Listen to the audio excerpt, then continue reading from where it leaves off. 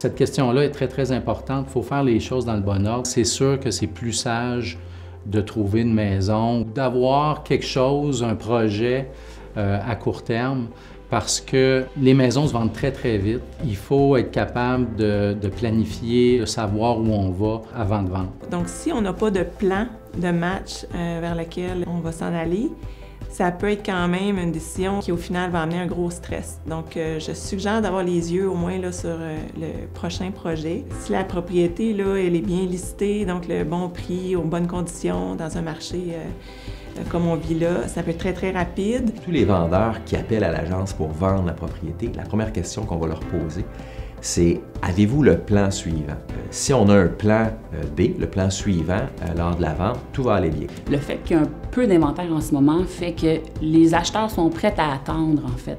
Et pour un acheteur, bien, surtout si on regarde dans la période du printemps, qui est la plus belle période où il y a le plus de propriétés qui rentrent sur le marché, ça laisse amplement de temps à un vendeur de pouvoir mettre sa propriété en vente pour pouvoir en acheter une. Fait que si le vendeur décide de mettre sa maison en vente, bien, il peut se permettre de mettre, par exemple, une prise de possession plus tard.